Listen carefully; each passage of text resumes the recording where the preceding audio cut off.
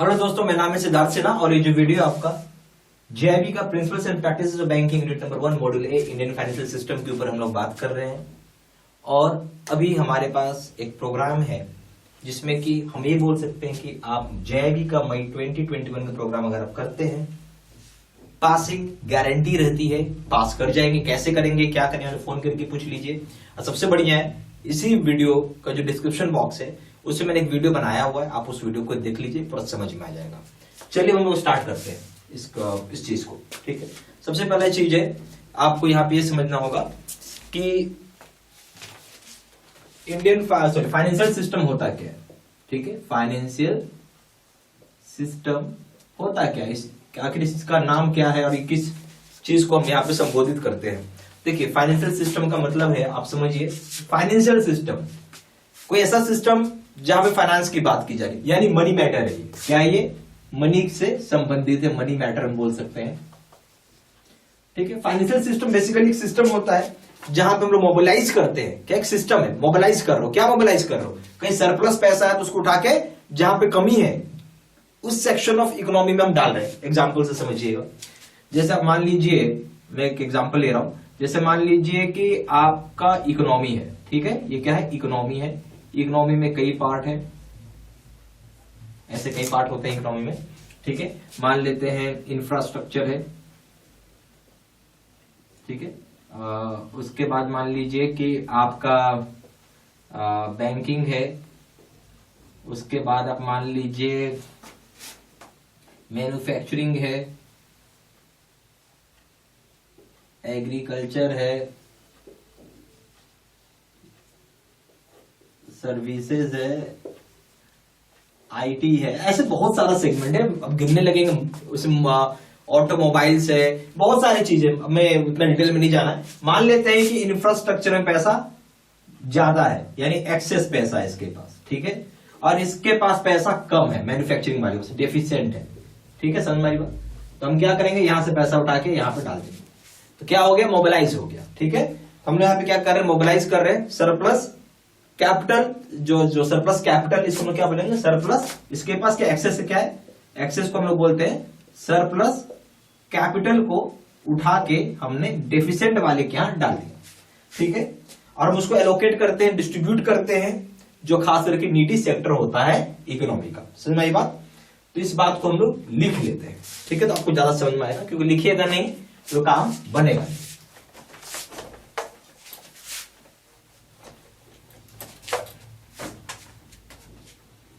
तो हम लोग क्या कर रहे हैं, यहां पे मोबिलाइज कर रहे हैं सरप्लस कैपिटल सेक्टर्स जो है ऑफ इकोनॉमी को। ठीक है,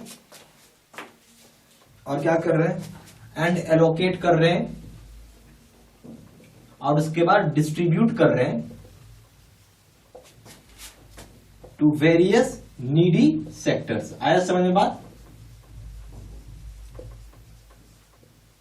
इस चीज को ध्यान रखना। मोबिलाइज करना क्या? सरप्लस कैपिटल जो सेक्टर में इकोनॉमी का, उसको हम एलोकेट करेंगे और डिस्ट्रीब्यूट करेंगे नीडी सेक्टर्स को। ठीक है, दूसरा काम है फाइनेंशियल सिस्टम का कि ट्रांसफॉर्मेशन लाना, यानी सेविंग के पैसे को, जो आपका पैसा है बचत, उसको क्या करें? बैंक अपने पास रखती नहीं है, उसको कहीं ना कहीं लगाती है, या तो इन्वेस्टमेंट में लगाएगी या फिर कंजम्पशन में लगाती है।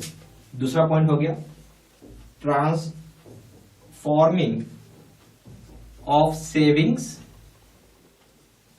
into investments and consumptions। ठीक है, ये याद रखिएगा। ठीक है, ये सब चीज हो गया।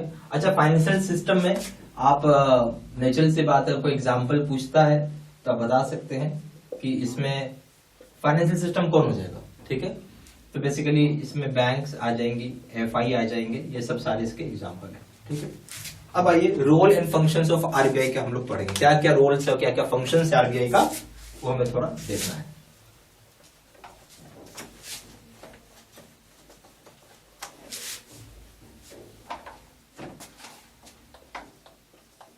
Role and functions of RBI. बस दो ही रोल है, दो ही फंक्शंस है, आप ऐसा बोल सकते हैं, ठीक है। रोल और फंक्शंस दो है इसके। एक तो है banking supervision, bank supervision, bank को सुपरवाइज करना, ठीक है, ये इसका सबसे बेसिक काम है। दूसरा है आप बोल सकते हैं फिजिकल, सॉरी नॉट फिजिकल, इसके हाथ में नहीं, मॉनेटरी पॉलिसी देखना, मॉनेटरी पॉलिसी को देखना। अब मॉनेटरी पॉलिसी कैसे करते हैं, ठीक है, मॉनेटरी पॉलिसी कैसे करते हैं, इसके लिए भी इसके पास बहुत सारा इंस्ट्रूमेंट्स होता है, ठीक है, जैसे CRR, SLR, रेपो रेट्स, ठीक है, ये सब चीज इसके एग्जाम्पल है, ठीक है, ये सब हम लोग आगे पढ़ेंगे। अब आइए कॉमर्शियल बैंक के ऊपर आइए। तीसरा पॉइंट हो गया कॉमर्शियल बैंक। क्या समझते हैं कॉमर्शियल बैंक से आप? तो कॉमर्शियल बैंक का मतलब है कि इंक्लूड करता है पब्लिक सेक्टर बैंक को, फॉरेन बैंक को, प्राइवेट सेक्टर बैंक को, सारे हैं जो कि आरबीआई का शेड्यूल को फॉलो करता है, ठीक है, आरबीआई कुछ नॉर्म्स एंड रेगुलेशंस उसको फॉलो करता है, तो आप कर सकते हैं। तो कॉमर्शियल बैंक को हम लोग क्या बोलते हैं, बेसिकली शेड्यूल्ड कॉमर्शियल बैंक बोलते हैं।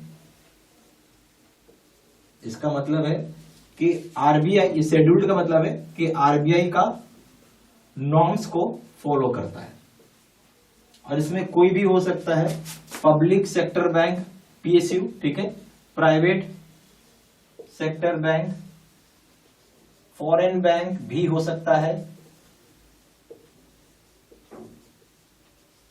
ठीक है, ये सारी चीज आपको याद रखना है। शेड्यूल्ड कॉमर्शियल बैंक का मतलब क्या होता है?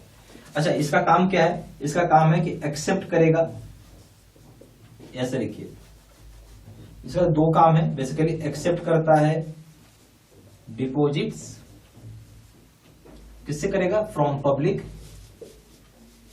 और लैंड करता है मनी टू पब्लिक, पब्लिक को या फिर किसी इंस्टीट्यूशन को भी पैसा देता है। वो इंस्टीट्यूशन का मतलब है कोई कंपनी वगैरह हो गई उसको। तो ये सारा चीज आप इसको लिखते चलो फटाफट, ठीक है।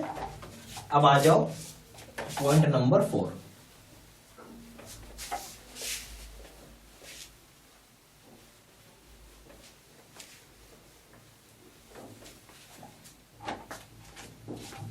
पॉइंट नंबर 4 है NBFC, फुल फॉर्म हो गया नॉन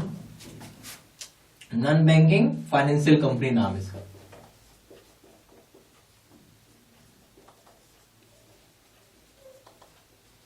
क्लियर हो गया? NBFC खोलने के लिए आपको आरबीआई से, सबसे पहली बात है, आपको रिक्वायर्स लाइसेंस फ्रॉम आरबीआई, ऐसे आप नहीं खोल सकते हो इसको, ठीक है। उसके बाद दूसरा काम क्या है कि ये एक्चुअली बैंक नहीं है, ये समझिएगा, नॉन फाइनेंशियल बैंकिंग कंपनी मतलब है कि पब्लिक इसमें जाके सेविंग अकाउंट, करंट अकाउंट नहीं ओपन कर सकते, समझिए बात। इसमें कोई भी पब्लिक जाके, आप यहाँ पे कोई पब्लिक है तो यहाँ पे अगर आप बोलेंगे उसको सेविंग या फिर आप करंट अकाउंट ओपन करने के लिए, तो वो चीज यहाँ पे नहीं होगा, ठीक है। पर यहाँ पे पब्लिक डिपॉजिट्स कर सकती है। डिपॉजिट्स का मतलब है बेसिकली फिक्स्ड डिपॉजिट हम जिसको बोलते हैं, वो आप कर सकते हैं। आया समझ में सारी बातें? ठीक है। और ये एनबीएफसी लैंड करती है। लैंड का मतलब होता है लोन देती है डिफरेंट इंस्ट्रूमेंट्स के थ्रू, जिसको हायर एंड परचेज है, बिल डिस्काउंटिंग है, लीजिंग है, ये सब चीज हम लोग आगे पढ़ेंगे। सब शब्दों का मतलब क्या है। लैंड मनी थ्रू आप बोल सकते हैं leasing, hire purchase, discounting. Clear? चलिए अब आइए, अगला टर्म है प्राइमरी डीलर्स। ठीक है, इसको आप लिख दीजिए।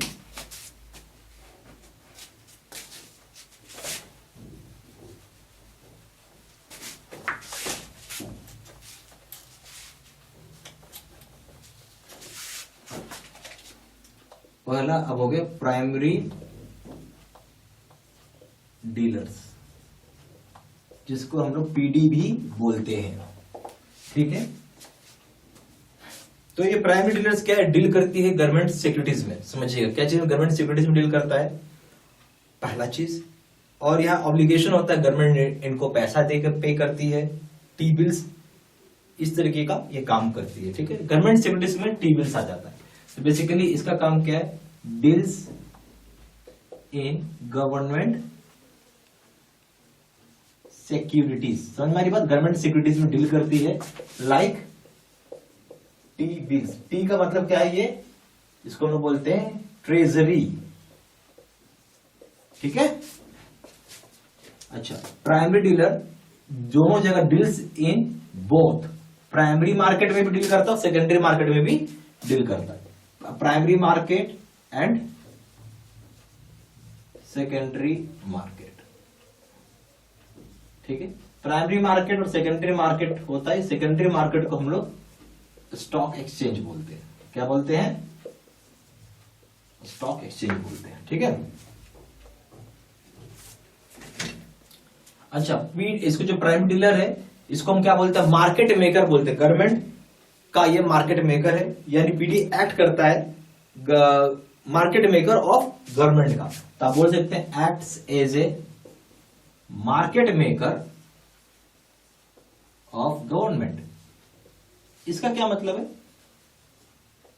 समझिएगा बात, मार्केट मेकर इसका मतलब यह है सरकार के लिए एक दायरा बनता है, एक नहीं बोलते, एक दायरा मतलब एक रास्ता बनता है, एक माध्यम बनता है, जहां पे सरकार जो है अपना टी बिल को बेच रही है और टी बिल को खरीद रही है, दोनों काम करती है।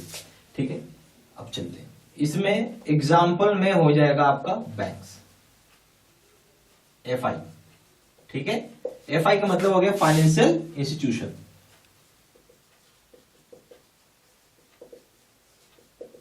आई होप आपको पूरा समझ में आ रहा होगा। ठीक है, ये सारा पॉइंट्स प्लीज कॉपी में अपना नोट डाउन करते चलिएगा। ठीक है ना। अब यहाँ पे आपको दो तरह का कोर्सेज हम लोग ऑफर करते हैं। यहाँ पे हो गया एक बेस सिस्टम में कोर्सेज होता है और एक face to face video course. Base system में क्या होता है, लाइव और डेली बेसिस वीडियो क्लासेज आती हैं, जबकि face to face video course में क्या होगा कि यहाँ पे जैसे टीचर बोर्ड पे जाएगा, पढ़ाएगा, समझाएगा, बताएगा। एक्चुअली ये कोर्स सबसे बेस्ट होता है। ठीक है, तैयारी करने के लिए सबसे बड़ी बात है इसमें लाइफ लॉन्ग वैलिडिटी होता है। यहाँ पे 6 मंथ का ही वैलिडिटी होता है। बाकी कोर्स कंटेंट सेम है दोनों जगह, वीडियो लेक्चर कोर्स दोनों जगह, केस स्टडी की वीडियो दोनों जगह, 13,500 का क्वेश्चन दोनों जगह, 30 मॉक टेस्ट और रिवीजन नोट्स है। प्रिंसिपल का पेपर पड़ेंगे 1000 रुपये, यहाँ 1200 रुपये। अकाउंटिंग के पड़ेंगे 1200 रुपये, 1500 रुपये। लीगल के पड़ेंगे 1000 रुपये, यहाँ 1200 रुपये है। कॉम्बो पे करेंगे 2400 रुपये दाम है, 3000 रुपये दाम। एक ही चीज़ का सबसे बड़ा अंतर है, वो है वैलिडिटी का। और सबसे बड़ी बात क्या है कि आप जितनी मर्जी उतनी पढ़ाई एक दिन में कर सकते हैं, जबकि आप बंधन होता है कि इतना ही जितना पढ़ाया जाएगा उतना ही आप पढ़ सकते हैं। मेरा ये रिकमेंडेशन रहेगा कि आप ये कोर्स करिए। ये कोर्स करने मतलब बहुत अच्छा रिजल्ट मिलेगा। सबसे पहला बात है इसमें गाइडेंस भी रहता है, तो आपको कोई दिक्कत नहीं आएगी। ठीक है, ओके, पूरा गाइड किया जाता है इस कोर्स में। जहाँ जानकारी के लिए फ़ोन कर सकते हैं। फ़ोन नंबर हो जाएगा 4x9685127। दूसरा नंबर 78275469646। वेबसाइट में जाकर ऑनलाइन ऑर्डर प्लेस कर सकते हैं। वेबसाइट हो जाएगा www.jbstudymaterial.com। Email I D 69123@gmail.com।